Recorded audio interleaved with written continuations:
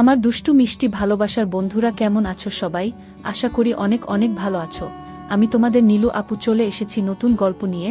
আজকের গল্পটি শুনলে তোমাদের দাঁড়িয়ে যাবে, তাই গল্পটি শোনার আগে অবশ্যই হেডফোন ব্যবহার করো। আমার নাম সুরভি, বয়স 22, বাবা মায়ের প্রথম সন্তান। আমরা 3 বোন 1 ভাই। আমি সবার বড়, আমার পরে ছোট ভাই, তারপরে বাকি 2 বোন। আমার বাবা ব্যবসায়ী, সচ্ছল পরিবারের সন্তান। চাওয়ার আগেই সব পেয়েছি। 4 বছর হলো বিয়ে হয়েছে, কিন্তু একটা বাচ্চা হয়নি, এটাই শুধু অভাব। আমার স্বামী খুব ভালো, শ্বশুরশাশুড়িও খুব ভালো। তবে দুঃখের কথা হলো বিয়ের 3 মাস পরই ছুটি শেষ হয়ে যাওয়ায় স্বামী আবার দুবাই চলে যায়। আর তারপরই শুরু হয় আমার এক নতুন জীবন। সব সময় মন ভার করে থাকতাম, কিছুতেই সময় কাটতো না। স্বামী দিনে রাতে মিলে 2-1 বারের বেশি ফোন দিত না। সারাক্ষণ অস্থিরতা আর হতাশায় নিমজ্জিত থাকতাম। হঠাৎ একদিন মোবাইলে কোথা থেকে যেন নীল রঙের একটা হিজিবিজি লেখা আসে। লেখাটায় ক্লিক করতেই দেখি সাইটটি যত সব মজার মজার গল্প। মায়ের সাথে ছেলে, ছেলের সাথে মা, মামির সাথে ভাগ্নে, ভাগ্নের সাথে মামি, এরকম অনেক মজার মজার গল্প। প্রথম 2টা গল্প পড়ে ঘিন ঘিন লাগলেও পরে খুব মজা পাইলাম। তারপর ধীরে ধীরে বাংলা গল্প পড়ার অভ্যাস হয়ে গেল।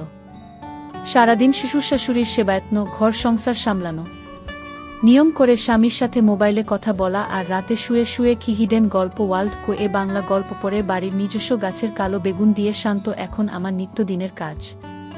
গল্প পড়তে পড়তে মনটাও ভিতরে ভিতরে চুট্টি হয়ে গেল। রাতে মাঝে মাঝে মনে হতো রাস্তা থেকে কোনো ছেলেকে ঘরে ডেকে এনে আমার নরম জায়গাটা নেই। এভাবে গল্প পড়ে সময় কাটানোর কিছুদিন পর হঠাৎ একদিন আমার জীবনে এলো এক সুপুরুষ।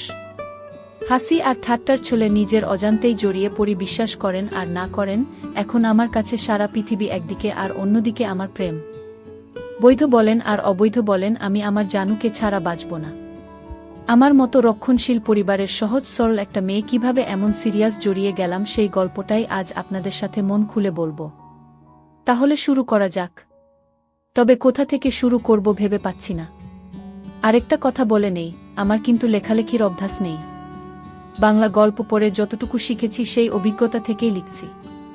সব সময় অন্যের লেখা পড়ি, তাই ভাবলাম আজ নিজের একটা গল্প সবার সাথে শেয়ার করি। গল্পের নায়ক বলেন আর খলনায়ক, তার নাম নিলয়। নিলয় আমার স্বামীর আপন একমাত্র বড় বোনের একমাত্র ছেলে, মানে সম্পর্কে সে আমার ভাগ্নে হয়। নিলয় খুব শান্তশিষ্ট স্বভাবের ছেলে। বিয়ের সময় তাকে একবার দেখেছিলাম, ভালোমতো কথাও হয়নি তখন। নিলয় তখন এসএসসি পরীক্ষার্থী। পড়াশোনার চাপে মামার বিয়েটাই ঠিকমতো বেড়াতে পারেনি। নিলয়দের বাড়ি গ্রামের দিকে, তাই এসএসসি পরীক্ষায় পাশ করার পর নিলয় আমাদের বাড়িতে, আমার শ্বশুর বাড়ি থেকেই পড়াশোনা করত। আমাদের বাড়ি থেকে নিলয় যেই কলেজটায় ভর্তি হয়েছে তার দূরত্ব ছিল মাত্র 15 মিনিটের। নিলয় প্রতিদিন সাইকেলে চড়ে কলেজে যেত। আমার শ্বশুর বাড়িতে ঘর ছিল মাত্র একটি। তবে নিলয়ের পড়ালেখার কথা চিন্তা করে বড় ঘরটার পাশে ছোট একটা পড়ার ঘর তৈরি করে দেয়া হয়েছিল। ঘরটায় চেয়ার টেবিল সহ একটা খাটিয়াও ছিল। তবে রাতে নিলয় বড় ঘরটার একটা রুমে থাকত। আমাদের বড় ঘরটায় 3টা রুম। একটা রুমে আমি আর আরেকটা রুমে আমার শ্বশুর-শাশুড়ি থাকত। মাঝখানের রুমটা অবশ্য ফাঁকা ছিল। তবে নিলয় আসার পর মাঝখানের রুমটায় একটা খাট বসানো হয় এবং নিলয় মাঝখানের রুমটাই থাকে। রাতে পড়া শেষ করে এসে মাঝখানের রুমটায় ঘুমায়। নিলয় খুব মেধাবী, এসএসসিতে সে A+ পেয়েছে। নিলয় কথাবার্তা খুব কম বলে, প্রয়োজন ছাড়া কারো সাথে কথা বলে না, এমনকি তার নানা নানির সাথেও না। আর আমার দিকে তো ঠিকমতো তাকাই না। আমার শ্বশুর-শাশুড়ি বয়স্ক মানুষ, সারাক্ষণ ঘরেই থাকেন। শ্বশুর চশমা ছাড়া ঠিকমতো দেখেনি না। আর শাশুড়ি হাতির মতো মোটা শরীর নিয়ে নড়তেই পারে না, সারাক্ষণ বিছানায় শুয়ে শুয়ে পান চিবায়। শ্বশুর দিনের বেলায় এদিকে সেদিক গেলেও শাশুড়িকে আজ পর্যন্ত ঘরের বাহিরে যেতে দেখি নাই। সে যাই হোক, নিলয় আমাদের বাড়িতে এসেছে 15 দিন হলো। এখন অবধি আমার সাথে ঠিকমতো কথাই বলেনি। আমাকে খুব লজ্জা পায়। আমি আর নিলয় একসাথেই খাওয়া দাওয়া করি। শ্বশুর-শাশুড়ির খাবার তাদের বিছানার উপর দিয়ে আসি আর আমি নিলয় একসাথে খাই। নিলয় বাড়িতে আসার পর আমার ওই গল্প পড়াটা আর হচ্ছে না। কারণ পড়া শেষ করে এসে কখন ডাক দিয়ে বলবে মামি দরজা খোলো। তাই সারাক্ষণ তার অপেক্ষায় থাকতাম। সে খুব পড়ত। রাতে 10টার আগে খেতে আসত না। মাঝে মধ্যে তো 11টা-12টা অবধি পড়ত। আমি প্রায়ই ঘুমিয়ে যেতাম। নিলয় তখন সামনের দরজায় ডাক দিয়ে না পেয়ে ঘরের বাম সাইটের দরজায় এসে ডাকত। অর্থাৎ আমি যেই রুমটায় ঘুমাতাম ঠিক ওই রুমটার বাহিরের দরজার দিকে এসে ডাকত। তখন আমি লাফিয়ে উঠে গিয়ে দরজা খুলতাম। একদিন নিলয় অনেক রাত্র অবধি পড়ল। তা প্রায় রাত 12টা কি 12:30 হবে। আমি তো ঘুমে অস্থির। নিলয় এসে প্রায় 10-15 মিনিট ডাকাডাকি করেও আমাকে জাগাতে পারছিল না। উপায় না পেয়ে সে রান্নাঘর থেকে মাছ ধরার ছিপ দিয়ে জানালার ফাঁক দিয়ে আমার গুতা মারল। আমি লাফিয়ে উঠলাম। তারপর গিয়ে দরজা খুলে দিলাম। আমি ভাত খাওয়ার জন্য বাসন পরিষ্কার করতে চাইলে নিলয় বলল, নিলয় মামি, আমি ভাত খাবো না, তুমি শুয়ে পড়ো। আমি, কেন? ভাত খাবে না কেন? ভাত না খেয়ে কেউ রাতে ঘুমায়? নিলয়, না, তোমার চোখে অনেক ঘুম। এমনিতেই তোমাকে রোজ রাত জাগিয়ে কষ্ট দেই, আজ অনেক রাত হয়েছে। এবার তুমি শুয়ে পড়ো, আমি সকালে উঠে খাবো। আমার কোনো সমস্যা নেই। তোমার যতক্ষণ মন চায় পড়ে এসো। মাঝে মধ্যে চোখটা একটু লেগে যায় আর কি। নিলয়, আমার জন্য তুমি শুধু শুধু জেগে থাকবে কেন? কাল থেকে আমি পড়ার ঘরটাই ঘুমাবো, আর নানা নানিকে যখন খাবার দাও তখন আমাকেও ডাক দিও, ওই সময় আমিও খেয়ে নেব। সন্ধ্যা রাতে খেয়ে নিলে রাত জেগে পড়তে পড়তে ক্ষুধা লাগবে না? তখন কি খাবে? আর তাছাড়া এত বড় ঘর থাকতে তুমি ওই ঘরে ঘুমাবে কেন? আমি কি কখনো বলেছি তোমার জন্য আমার সমস্যা হচ্ছে? তুমি কি বাহিরের কেউ? তুমি তো আমাদের নিজেদের মানুষ। তোমার জন্য এইটুকু করতে পারবো না? নিলয়, ঠিক আছে মামি, অনেক রাত হয়েছে, এবার ঘুমাও। এই ব্যাপারে সকালে তোমার সাথে আলাপ করব। এটা বলেই নিলয় সোজা তার বিছায় গিয়ে শুয়ে পড়ল। আর আমিও আমার রুমে চলে আসলাম। তবে আর যাই হোক, আজ প্রথম নিলয় আমার সাথে এত কথা বলেছে, কিন্তু একবারও আমার চোখের দিকে তাকায়নি। এখন সকাল 8টা। নিলয় এখনো ঘুম থেকে ওঠেনি। কাল অনেক রাতে ঘুমিয়েছে, তাই একটু বেশি ঘুমাচ্ছে। এমনিতে প্রতিদিন সকাল 7টার সময় ঘুম থেকে উঠে উঠোনে হাঁটাহাঁটি করে। নিলয়কে কখনো সকালে পড়তে দেখিনি। নিলয়কে ডাক দিতে হবে, কারণ 10টায় ক্লাস আছে। তাই নিলয়কে ডাক দিলাম। নিলয় ওঠো, 8টা বাজে, কলেজে যাবে না? নিলয়, কয়টা বাজে? 8টা। 8টা বাজে বলতেই লাফিয়ে উঠল। তারপর গোসল করতে গেল। মিনিট 10-এর মধ্যে গোসল শেষ করে নাস্তা খেয়ে সোজা কলেজে চলে গেল। এরপর ঠিক 2টার সময় কলেজের ক্লাস শেষ করে বাসায় ফিরল। মাঝে মধ্যে অবশ্য 12টা-1টার দিকেও চলে আসে। পড়ার ঘরে বই খাতা রেখে গোসলখানায় হাত মুখ ধৌত করতে গেল। এদিকে আমি খাবার নিয়ে বসে আছি। নিলয় ঘরে আসলো। তারপর আমার দুজনে একসাথে দুপুরের খাবার খাইলাম। খাবার খাওয়ার সময় কোনো কথা হলো না। শুধু জিজ্ঞেস করেছিলাম কলেজে ঠিকমতো ক্লাস হয় কিনা। বাচ্চা ছেলের মতো মাথা নেড়ে শুধু বলেছিল হ্যাঁ, শুধু এইটুকুই। খাবার খেয়ে নিলয় তার পড়ার ঘরে গিয়ে শুয়ে রইল। নিলয় অবশ্য দিনের বেলা ওই ঘরটায় ঘুমায়। সন্ধ্যা হয়ে গেল। নিলয় ঘুম থেকে উঠছে না। আমি পড়ার ঘরটায় গিয়ে নিলয়কে ডাক দিলাম। আমার ডাক শুনে ঘুম থেকে উঠে বিছানায় বসল। আমার দিকে তাকিয়ে বলল, নিলয়, কি হয়েছে? ডাকছ কেন? না, কিছু না। সন্ধ্যা হয়ে গেল, তুমি এখনো ঘুমাচ্ছ, পড়তে বসবে না? নিলয়, সন্ধ্যা হয়ে গেছে নাকি? দেখি কয়টা বাজে। নিলয় পড়ার টেবিলে রাখা তার হাতঘড়িটায় টাইম দেখে গোসলখানায় হাত মুখ ধৌত করার জন্য চলে গেল। আমি তার পড়ার ঘরটাই বসে রইলাম। হাত মুখ ধৌত করে নিলয় পড়ার ঘরে আসলো। আমার দিকে তাকিয়ে বলল, নিলয়, তুমি এখনো এখানে কি করো? রান্নার কাজ শেষ? সেই কখন। কেন, ক্ষুধা লাগছে নাকি? নিলয়, আরে না, কি যে বলো, এই সন্ধ্যার সময় ক্ষুধা লাগে নাকি? তবে চা হলে ভালো হতো। চা পাতা মনে হয় ঘরে নেই। কাল থেকে তোমাকে চা করে দেব, ঠিক আছে? নিলয়, ঠিক আছে। এখন যাও, আমি পড়তে বসব। আচ্ছা বাবা, তুমি মনোযোগ দিয়ে পড়ো, আমি গেলাম। আমাদের বড় ঘরটায় চলে আসলাম। ঘণ্টা 2 পরে শ্বশুরশাশুড়িকে রাতের খাবার দিলাম। শ্বশুরশাশুড়ি খাচ্ছে। আমি পাশেই বসে আছি। হঠাৎ শ্বশুর বলল, বৌমা, নিলয় ঠিকমতো পড়ালেখা করে তো? তুমি একটু খেয়াল রেখো। বাবা আপনি কোনো চিন্তা করবেন না, নিলয় খুব ভালো ছেলে, তাকে পড়ার জন্য বলতে হয় না। সে নিজেই নিজের পড়া শেষ করে নেয়। সুর, তা জানি, কিন্তু তারপরেও আমাদের দায়িত্ব আছে না? নিলয়কে নিয়ে আপনাদের কোনো চিন্তা করতে হবে না, আমি সারাক্ষণই তার সাথে সাথে আছি। আর বাবা কাল সকালে নিলয়ের জন্য দোকান থেকে চা পাতা নিয়ে আসবেন। নিলয় আজ সন্ধ্যার সময় চা চেয়েছিল, আমি বলছি কাল থেকে দেব। শাশুড়ি, তাদের বাড়িতে সবাই চা খাওয়ার অভ্যাস। আমিও একবার তোমাকে বলবো বলবো বলেও ভুলে গেছি। তোমার সুরের আনার দরকার নেই। বাজার সদাই যা লাগে এখন থেকে নিলয়কে দিয়েই নিয়ে আসবে। নিলয়কে সকালে আমি বলে দেব। আর বৌমা, সকালে নাস্তা করার সময় আমাকে মনে করিয়ে দিও, আমি নিলয়ের সাথে কথা বলবো। ঠিক আছে মা। আমি তাদের খাওয়া শেষ হওয়া অবধি বসে রইলাম। খাওয়া শেষে বাসনপত্র গুছিয়ে আমার রুমে গিয়ে মোবাইলে বাড়িতে মায়ের সাথে কথা বললাম। কথা বলতে বলতে রাত প্রায় 10টা হয়ে গেল। এবার দেখি নিলয় কি করছে। আমি দরজা খুলে নিলয়ের পড়ার ঘরের কাছে গেলাম। ঘরের কাছে যেতেই নিলয়ের পড়ার শব্দ পাইলাম। পড়ার শব্দ পেয়ে আমি আর ঘরে ঢুকলাম না, কারণ নিলয় রাগ করতে পারে। তাই বড় ঘরে চলে আসলাম। রাত প্রায় 11টার উপরে, কিন্তু নিলয় এখনো ঘরে আসছে না। আমি একা একা জেগে আছি। পড়ার ঘরে যে যাব সেটারও সাহস পাচ্ছি না, কারণ আমি রাতের বেলা অন্ধকারে ভয় পাই। তাই বাহিরে না গিয়ে সামনের জানালা খুলে বসে রইলাম। অপেক্ষার পর অপেক্ষা, কিন্তু নিলয় ঘরে আসছে না। পড়ার ঘরে না হয় ঘুমাবে, কিন্তু খেতে আসবে তো? আমার কিচ্ছু ভাল লাগছে না। কি করব ভেবে পাচ্ছি না। সুরকে ডাকবো নাকি ডাকবো না তাও বুঝতে পারছি না। এভাবে অপেক্ষা করতে করতে রাত প্রায় 12:30 বেজে গেল। এরপর আমি অপেক্ষা করতে করতে কখন যেন ঘুমিয়ে গেলাম। সকালে ঘুম থেকে উঠে শাশুড়িকে জিজ্ঞেস করলাম, মা নিলয় ঘরে আসে নাই? শাশুড়ি, না, কেন, কি হয়েছে বৌমা? না কিছু না মা, নিলয় কাল রাতে বড় ঘরে আসে নাই, পড়ার ঘরেই ঘুমাইছে।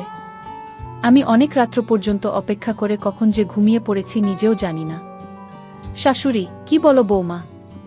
নিলয় পড়ার ঘরে ঘুমাবে কেন? এই ঘরে কি তার সমস্যা হয়? কি জানি মা, আমি তো সারাক্ষণই তার খেয়াল রাখি। আমার মনে হয় নিলয় আমাকে লজ্জা পায়।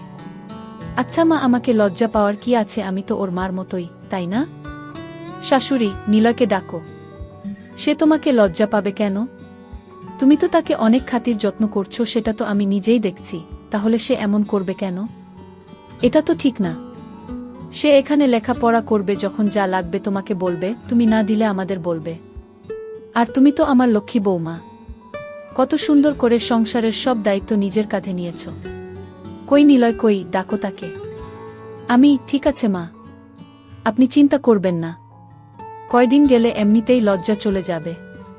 দেখি নিলয় কি করছে। এখনো ঘুম থেকে কেন উঠছে না? 8টার উপরে বাজে, কলেজের সময় হয়ে যাচ্ছে না? আমি শাশুড়ির সাথে কথা বলে নিলয়ের পড়ার ঘরে গেলাম। এখনো দরজা বন্ধ, তার মানে নিলয়ের ঘুম ভাঙ্গেনি। আমি দরজায় টোকা মেরে নিলয় নিলয় বলে ডাকতে লাগলাম। নিলয়ের কোনো সাড়া শব্দ নেই। অনেকক্ষণ ধরে ডাকছি, কিন্তু তার কোনো হুঁশই নেই। ঘরটায় আবার কোন জানালাও নেই যে তাকে জানালার পাশে গিয়ে ডাকি। পুরো ঘরটায় একটাই দরজা। যাই হোক, এবার জোরে জোরে দরজায় থাপ্পড় মারতে থাকলাম। প্রায় 15-20 মিনিট ডাকা ডাকির পর নিলয় দরজা খুলল। দরজা খুলেই আবার বিছানায় গিয়ে শুয়ে পড়ল।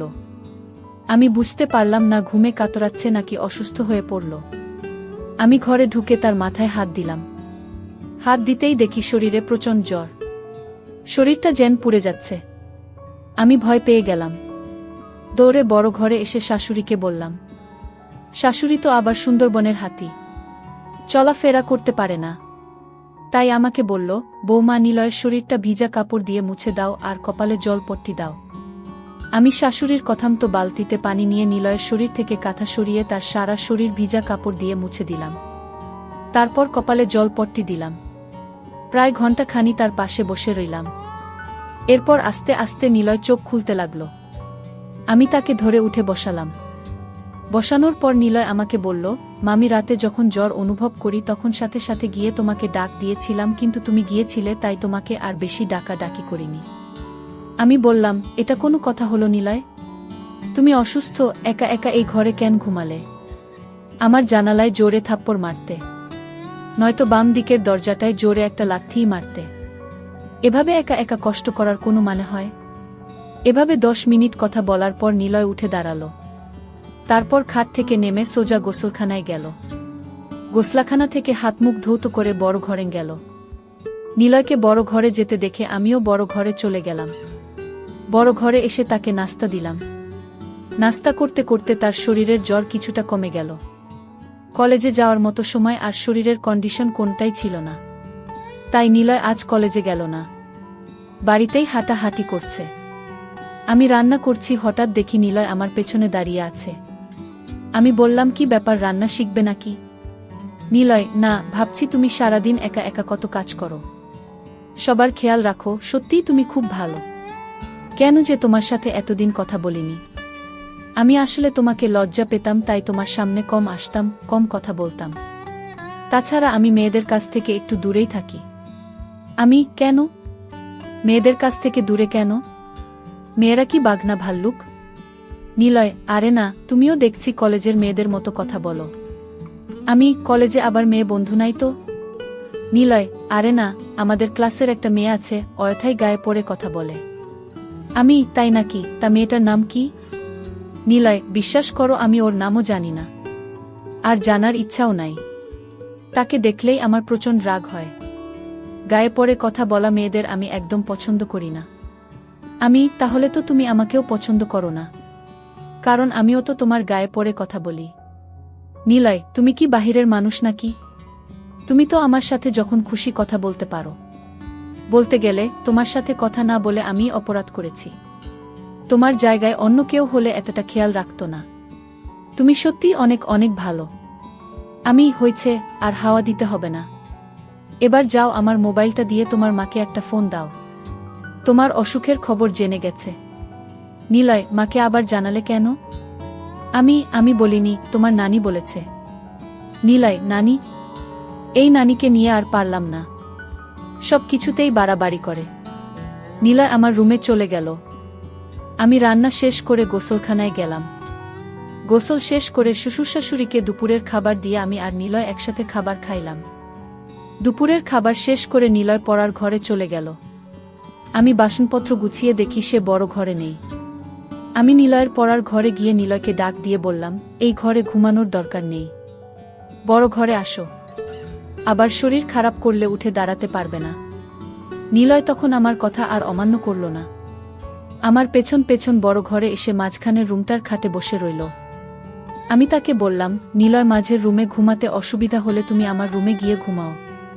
আমি দুপুরে বেশি ঘুমাই না, তুমি যাও আমার রুমে গিয়ে ঘুমাও। আসলে মাঝের রুমটা একটু খোলা মেলাতো, তাই নিলয় এখানে ঘুমাতে স্বাচ্ছন্দ্য বোধ করে না। তারপর নিলয় আমার কথামতো আমার রুমটায় গিয়ে শুয়ে পড়ল। এদিকে শাশুড়ি ডাকছে পান খাবে, চুনের কৌটা খুঁজে পাচ্ছে না। চুনের কৌটা দিতেই শাশুড়ি জিজ্ঞেস করল, নিলয় কোথায়? আমি বললাম, মা, নিলয় আমার রুমে ঘুমাচ্ছে, পড়ার ঘরে গিয়ে শুইছিল, আমিই নিয়ে এসেছি। বলা তো যায় না, আবার কখন শরীরটা খারাপ করে বসে, আর মাঝের রুমটায় নিলয় ঘুমাতে পছন্দ করে না। এজন্য আমিই বলেছি আমার রুমে গিয়ে ঘুমাতে। শাশুড়ি, ভালোই করেছ, মাঝের রুমটা আসলে থাকার উপযুক্ত না। দেখো, নিলয়কে বলো এখন থেকে তোমার সাথেই ঘুমাতে, রাতে পড়া শেষ করে তোমার সাথেই ঘুমাবে। তুমি তো আর তাকে কম যত্ন করছো না, তোমার কথা না শুনে পারবে না। আমি, মনে হয় না আমার সাথে ঘুমাবে, তবে আজ আমার সাথে অনেক কথা বলেছে। এতদিন তো শর্মে কথাই বলেনি, আজ মামির সাথে খুব কথা বলেছে। শাশুড়ি, বলেছিলাম না, কয়েকদিন গেলে ঠিক হয়ে যাবে। আর তুমি যেই খাতির যত্ন করছো, ওর মা চেয়ে কম না। আমি, কি বলেন মা, নিলয় তো আমাদের ছেলের মতোই। তাছাড়া নিলয়ের মামা নিলয়কে অনেক ভালোবাসে, প্রতিদিনই ফোনে নিলয়ের খোঁজ খবর নেয়। নিলয়কে কি আমি যত্ন না করে পারি?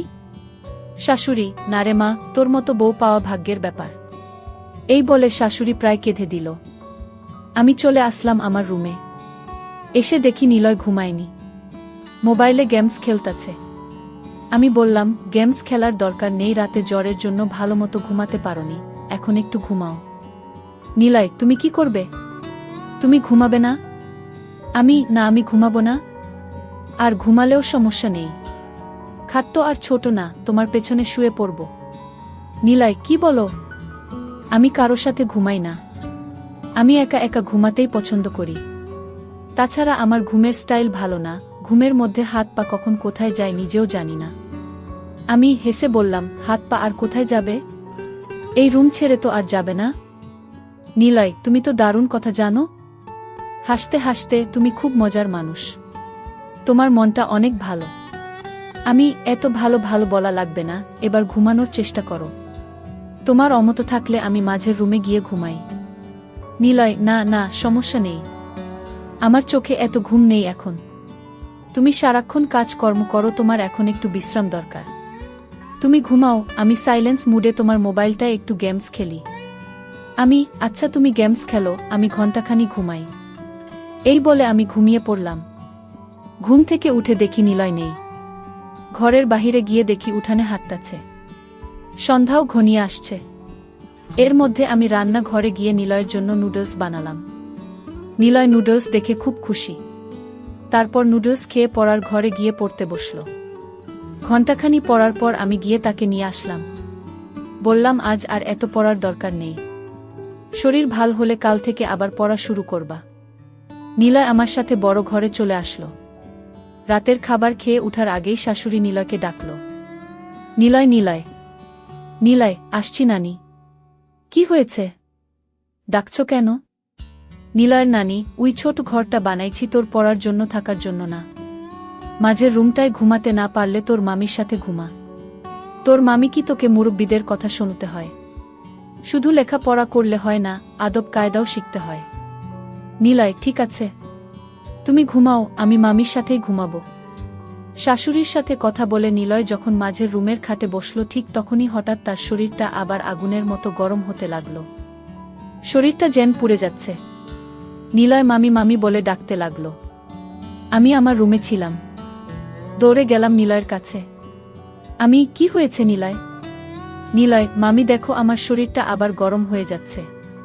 শরীরটা যেন কাঁপছে। ঠিক আছে বাবা, তুমি বসো, আমি তোমার শরীরটা ভিজা কাপড়ে মুছে দিচ্ছি। আমি শাশুড়িকে বললাম, মা, নিলয়ের আবার খুব জ্বর এসেছে। শরীরে আগুন ধরার অবস্থা। কি করব? শরীরটা মুছে দাও, আর দেখো তোমার শ্বশুরের ওষুধের কৌটায় প্যারাসিটামল ট্যাবলেট আছে, একটা খাইয়ে দিয়ে তোমার সাথে নিয়ে শুয়ে দাও। রাতে জ্বর না কমলে সকালে ডাক্তারের কাছে নিয়ে যাইও। আমি শাশুড়ির কথামতো তাই করলাম। আমার রুমে নিয়ে খাটে শোয়াইয়া তার সারা শরীর ভিজা কাপড় দিয়ে মুছে দিলাম। নিলয় জ্বরে খুব কাঁপছে দেখে আলমারি থেকে একটা কম্বল নামিয়ে দিলাম। আমি আর নিলয় পাশাপাশি শুয়ে রইলাম। আমি নিলয়ের মাথায় হাত বুলাতে লাগলাম। জ্বরে নিলয়ের শরীর ভূমিকম্পের মতো কাঁপছে। তার কাঁপুনি দেখে আমি তাকে ধরলাম। তারপরও যেন কাঁপুনি থামছে না। অনেকক্ষণ পর কাঁপুনিটা একটু কমেছে, এবার তার চোখে একটু ঘুমও দেখা যাচ্ছে। এদিকে আমার চোখেও ঘুম এসে গেছে। আমি নিলয়ের মাথায় হাত বুলাতে বুলাতে কখন জানি ঘুমিয়ে গেলাম। গভীর রাতে নিলয়ের জ্বর আবার বেড়ে যায়, কিন্তু আমি টের পাইনি। জ্বরের কাঁপুনিতে নিলয় আমাকে ধরে। নিলয় যখন আমাকে ধরেছিল, সম্ভবত আমার পরনের কাপড় এলোমেলো ছিল, উপর কাপড় ছিল না। নিলয় ছিল নয়া যুবক একটা ছেলে। তার ইচ্ছার বিরুদ্ধেই তার শক্ত হয়ে যায়। ধীরে ধীরে চাহিদা বেড়ে যায়। নিজেকে সামলাতে না পেরে অবশেষে সে আমার থাকে। আমি প্রথম প্রথম কোনো কিছু টের পাইনি। নিলয় যখন আমার উপর চড়ে বসল, তখন আমি টের পাইলাম। কিন্তু নিলয়ের চাহিদা বুঝতে পেরে আমি আর কিচ্ছু বললাম না। জেগেও ঘুমানোর ভান করলাম। তবে একটা কথা সত্য, এতদিন আমি যাই করেছি বলেছি না কেন, আমি নিলয়কে কখনো খারাপ চোখে দেখিনি। নিলয় আসার পর আমার রুটিনই চেঞ্জ হয়ে গিয়েছিল। আমি গল্প পড়াও বন্ধ করে দিয়েছিলাম। জানি না কেন, তবে নিলয়কে নিয়ে আমার কোনো ওই মানসিকতা ছিল না। তার প্রতি আমার যতটুকু দায়িত্ব কর্তব্য ছিল, আমি তার সবটুকুই পালন করার চেষ্টা করেছি। প্রত্যেকটা মেয়েরই চাহিদা থাকে, তাই বলে সব জায়গায় সবার সাথে সব কিছু করে না, ভাবেও না। যাই হোক, আমি ঘুমের ভান করে রইলাম। এদিকে নিলয়ের চাহিদা বেড়েই চলছে। খোলার চেষ্টা করছে, কিন্তু বয়স কম। আগে কখনো এসব করেনি, তাই খুলতে পারছে না। খুলতে না পেরে উপর দিয়েই আমার দুটো শুরু করলো।